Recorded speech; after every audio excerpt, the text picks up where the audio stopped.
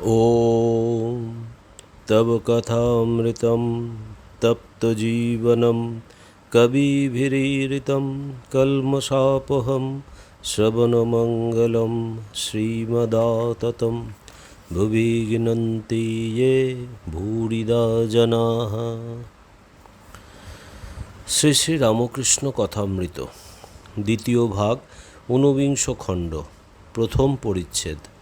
দক্ষিণেশ্বরে বেদান্ত বাগীশ ঈশান প্রভৃতি ভক্ত সঙ্গে আজ শনিবার 11ই অক্টোবর 1884 খ্রিস্টাব্দ। ঠাকুর দক্ষিণেশ্বরে কালীবাড়িতে ছোট তক্তাপোষে শুইয়া আছেন। বেলা আন্দাজ 2টা বাজিয়াছে। মেজের উপর মাস্টার ও প্রিয় মুখুজ্জে বসিয়া আছেন। মাস্টার স্কুল হইতে 1টার সময় ছাড়িয়া দক্ষিণেশ্বরে কালীবাড়িতে প্রায় 2টার সময় পৌঁছিয়াছেন।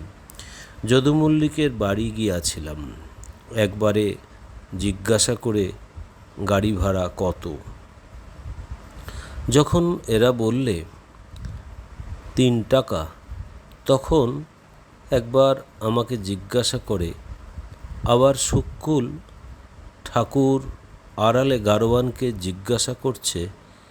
সে বললে 3 টাকা 4 আনা। সকলের হাস্য। তখন আবার আমাদের কাছে দৌড়ে আসে, বলে ভাড়া কত। কাছে দালাল এসেছে। সে যদুকে বললে বড়বাজারে 4 কাঠা জায়গা বিক্রি আছে, নেবেন? যদু বলে কত দাম? দামটা কিছু কমায় না? আমি বললুম তুমি নেবে না, কেবল ঢং করছো না। তখন আবার আমার দিকে ফিরে হাসে। বিষয়ী লোকদের দস্তুরি। 5টা লোক আনাগোনা করবে, বাজারে খুব নাম হবে। অধরের বাড়ি গেছিল, তা আমি আবার বললাম তুমি অধরের বাড়ি গিয়েছিলে? তা অধর বড় সন্তুষ্ট হয়েছে। তখন বলে হ্যাঁ হ্যাঁ সন্তুষ্ট হয়েছে। যদুর বাড়িতে মল্লিক এসেছিল, বড় চতুর আর শট। চক্ষু দেখে বুঝতে পারলাম। চক্ষুর দিকে তাকিয়ে বললাম চতুর হওয়া ভালো নয়, কাক বড় শেয়ানা, চতুর কিন্তু পরের গু খেয়ে মরে। আর দেখলাম লক্ষ্মী ছাড়া। যদুর মা অবাক হয়ে বললে বাবা, তুমি কেমন করে জানলে ওর কিছু নাই? চেহারা দেখে বুঝতে পেরেছিলাম। নারায়ণ আসিয়াছেন, তিনিও মেঝে বসিয়া আছেন।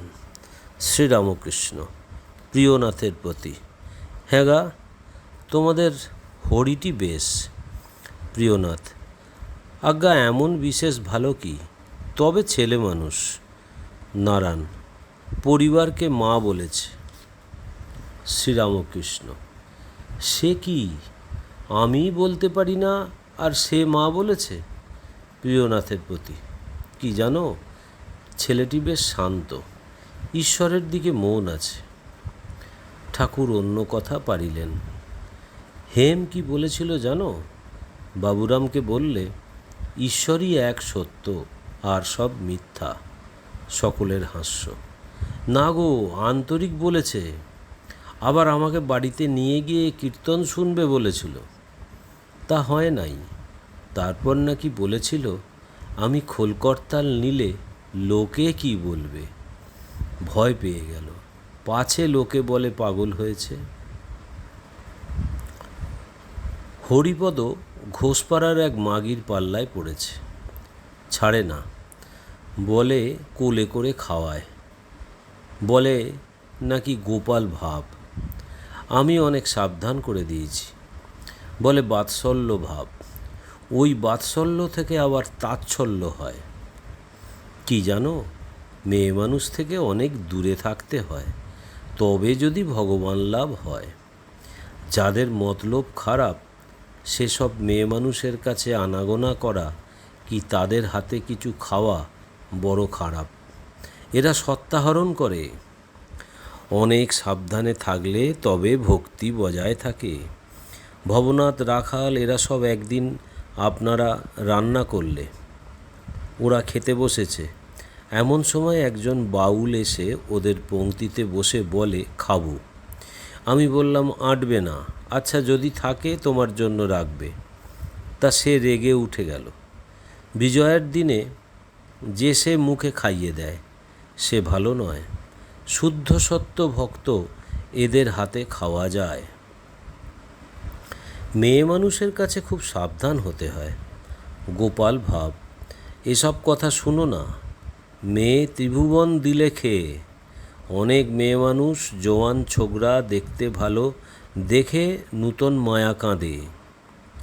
তাই গোপাল ভাব।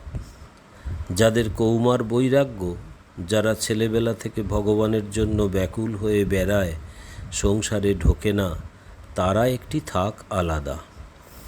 তারা নৈকস্য কুলীন। ঠিক ঠিক বৈরাগ্য হলে তারা মেয়ে মানুষ থেকে 50 হাত তফাতে থাকে, পাছে তাদের ভাব ভঙ্গ হয়। তারা যদি মেয়ে মানুষের পাল্লায় পড়ে তাহলে আর নৈকস্য কুলীন থাকে না, ভঙ্গ ভাব হয়ে যায়। তাদের ঘর নিচু হয়ে যায়। যাদের ঠিক কৌমার বৈরাগ্য তাদের উঁচু ঘর, অতি শুদ্ধ ভাব, গায়ে দাগডি পর্যন্ত লাগে না। জিতেন্দ্রীয় হওয়া যায় কীরকম করে? আপনাতে মেয়ের ভাব আরোপ করতে হয়। আমি অনেক দিন সখীভাবে ছিলাম। মেয়ে মানুষের কাপড় গয়না পরতাম, ওড়না গায়ে দিতুম, ওড়না গায়ে দিয়ে আরতি করতুম। তা না হলে পরিবারকে 8 মাস কাছে এনে রেখেছিলাম কেমন করে? দুজনেই মার সখী। আমি আপনাকে পু বলতে পারি না, পুরুষ। একদিন ভাবে রয়েছি, পরিবার জিজ্ঞাসা করলে, আমি তোমার কে? আমি বললাম, আনন্দময়ী। একমতে আছে অর্জুন আর কৃষ্ণের ছিল না। শিব পূজার ভাব কি জানো? শিবলিঙ্গের পূজা, মাতৃস্থানের ও পিতৃস্থানের পূজা। ভক্ত এই বলে পূজা করে, ঠাকুর দেখো যেন আর জন্ম না হয়। শনিত শুক্রের মধ্য দিয়া মাতৃস্থান দিয়া আর যেন আসতে না হয়। দ্বিতীয় পরিচ্ছেদ। স্ত্রীলোক লইয়া সাধন। শ্রীরামকৃষ্ণের পুনঃ পুনঃ নিষেধ। ঠাকুর শ্রীরামকৃষ্ণ প্রকৃতিভাবের কথা বলিতেছেন। শ্রীযুক্ত প্রিয় মুখুজ্জে মাস্টার ও আরও কয়েকটি ভক্ত বসিয়া আছেন। এমন সময় ঠাকুরদের বাড়ির একটি শিক্ষক ঠাকুরদের কয়েকটি ছেলে সঙ্গে করিয়া উপস্থিত হইলেন। শ্রীরামকৃষ্ণ ভক্তদের প্রতি। শ্রীকৃষ্ণের শিরে ময়ূর পাখা, ময়ূর পাখাতে যোনি চিহ্ন, অর্থাৎ শ্রীকৃষ্ণ প্রকৃতিকে মাথায় রেখেছেন। কৃষ্ণ রাসমণ্ডলে গেলেন, কিন্তু সেখানে নিজে প্রকৃতি হলেন। তাই দেখো, রাসমণ্ডলে তার মেয়ের বেশ। নিজে প্রকৃতিভাব না হলে প্রকৃতির সঙ্গের অধিকারী হয় না। প্রকৃতিভাব হলে তবে রাস, তবে সম্ভোগ। কিন্তু সাধকের অবস্থায় খুব সাবধান হতে হয়। তখন মেয়ে মানুষ থেকে অনেক অন্তরে থাকতে হয়। এমনকি ভক্তিমতী হলেও বেশি কাছে যেতে নাই। ছাদে উঠবার সময় হেলতে দুলতে নাই। হেললে দুললে পড়বার খুব সম্ভাবনা। যারা দুর্বল তাদের ধরে ধরে উঠতে হয়। সিদ্ধ অবস্থায় আলাদা কথা। ভগবানকে দর্শনের পর বেশি ভয় নাই, অনেকটা নির্ভয়। ছাদে একবার উঠতে পারলে হয়। উঠবার পর ছাদে নাচাও যায়। সিঁড়িতে কিন্তু নাচা যায় না। আবার দেখো, যা ত্যাগ করে গেছি ছাদে উঠবার পর তা আর ত্যাগ করতে হয় না। ছাদও ইট চুন সুরকির তৈয়ারি, আবার সিঁড়িও সেই জিনিসে তৈয়ারি। যে মেয়ে মানুষের কাছে এত সাবধান হতে হয়, ভগবান দর্শনের পর বোধ হবে সেই মেয়ে মানুষ সাক্ষাৎ ভগবতী। তখন তাকে মাতৃজ্ঞানে পূজা করবে, আর তত ভয় নাই।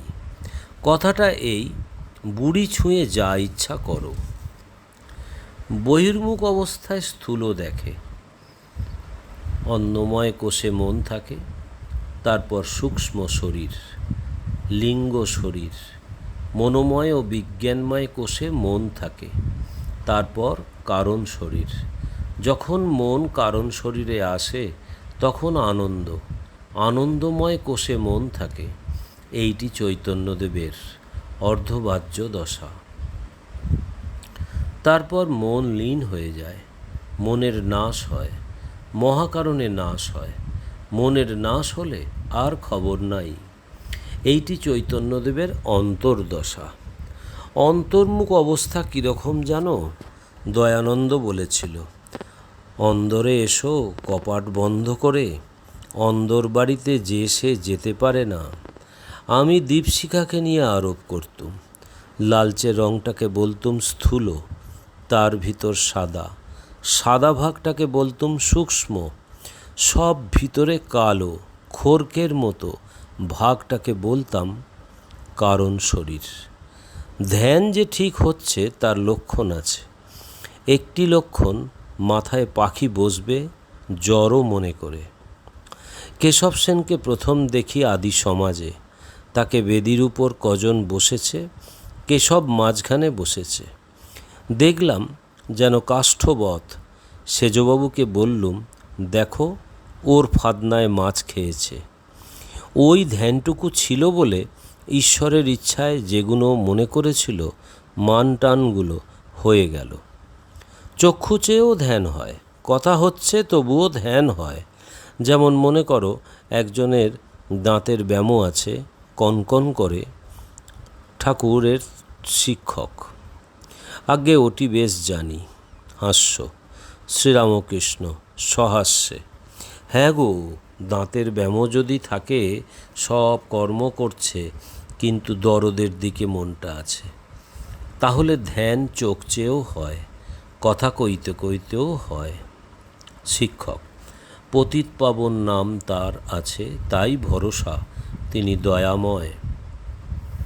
শ্রীরামকৃষ্ণ, শিখরাও বলেছিল তিনি দয়াময়। আমি বললুম, তিনি কেমন করে দয়াময়? তারা বললে, কেন মহারাজ, তিনি আমাদের সৃষ্টি করেছেন, আমাদের জন্য এত জিনিস তৈরি করেছেন, আমাদের মানুষ করেছেন, আমাদের পদে পদে বিপদ থেকে রক্ষা করছেন। তা আমি বললুম, তিনি আমাদের জন্ম দিয়ে দেখছেন, খাওয়াচ্ছেন, তা কি এত বাহাদুরি? তোমার যদি ছেলে হয়, তাকে কি আবার বামুন পাড়ার লোক এসে মানুষ করবে? শিক্ষক, আজ্ঞা, কারু ফস করে হয়, কারু হয় না, এর মানে কি? শ্রীরামকৃষ্ণ, কি জানো, অনেকটা পূর্বজন্মের সংস্কারেতে হয়। লোকে মনে করে হঠাৎ হচ্ছে। একজন সকালে এক পাত্র মদ খেয়েছিল, তাতেই বেজায় মাতাল। ঢলাঢলি আরম্ভ করলে, লোকে অবাক, এক পাত্রে এত মাতাল কেমন করে হলো? একজন বললে, ওরে, সমস্ত রাত্রি মদ খেয়েছে। হনুমান সোনার লঙ্কা দগ্ধ করলে, লোকে অবাক, একটা বানর এসে সব পুড়িয়ে দিলে। কিন্তু আবার বলেছে, আদত কথা এই, সীতার নিঃশ্বাসে আর রামের কোপে পুড়েছিল। আর দেখো লালাবাবু, এত ঐশ্বর্য, পূর্বজন্মের সংস্কার না থাকলে ফস করে কি বৈরাগ্য হয়? আর রানী ভবানী, মেয়ে মানুষ হয়ে এত জ্ঞান ভক্তি। শেষ জন্মে সত্যগুণ থাকে, ভগবানে মন হয়, তার জন্য মন ব্যাকুল হয়, নানা বিষয়কর্ম থেকে মন সরে আসে। কৃষ্ণদাস পাল এসেছিল, দেখলাম রজগুণ, তবে হিন্দু, জুতো বাইরে রাখলে। একটু কথা কয়ে দেখলুম ভিতরে কিছুই নাই। জিজ্ঞাসা করলুম, মানুষের কি কর্তব্য? তা বলে জগতের উপকার করব। আমি বললুম, হ্যাঁ, তুমি কে, আর কি উপকার করবে? আর জগৎ কতটুকু গা যে তুমি উপকার করবে? নারায়ণ আসিয়াছেন, ঠাকুরের ভারী আনন্দ। নারায়ণকে ছোট খাটটির উপর পাশে বসাইলেন, গায়ে হাত দিয়া আদর করিতে লাগিলেন, মিষ্টান্ন খাইতে দিলেন, আর সস্নেহে বললেন, জল খাবি? নারায়ণ মাস্টারের স্কুলে পড়েন, ঠাকুরের কাছে আসেন বলিয়া বাড়িতে মার খান। ঠাকুর সস্নেহে একটু হাসিতে হাসিতে নারায়ণকে বলছেন, তুই একটা চামড়ার জামা কর, তাহলে মারলে লাগবে না। ঠাকুর হরিশকে বললেন, তামাক খাবো। আবার নারায়ণকে সম্বোধন করে বলছেন, হরিপদর সেই পাতানো মা এসেছিল। আমি হরিপদকে খুব সাবধান করে দিয়েছি, ওদের ঘোষপাড়ার মত। আমি তাকে জিজ্ঞাসা করলুম, তোমার কেউ আশ্রয় আছে? তা বলে, হ্যাঁ, অমুক চক্রবর্তী। শ্রীরামকৃষ্ণ মাস্টারের প্রতি। আহা, নীলকণ্ঠ সেদিন এসেছিল, এমন ভাব। আর একদিন আসবে বলে গেছে, গান শোনাবে। আজ ওদিকে নাচ হচ্ছে, দেখো গে, যাও না। রামলালকে। তেল নাই যে, ভাঁড় দৃষ্টে। কই তেল ভাঁড়ে তো নাই। ওম নিরঞ্জনম নিত্যম অনন্তরূপম ভক্তানুকম্পাধীত বিগ্রহং বৈ ঈশাবতারম পরমেশমিড্ডম তং রামকৃষ্ণম শিরসা নমামহম। শ্রীরামকৃষ্ণ অর্পণমস্তু।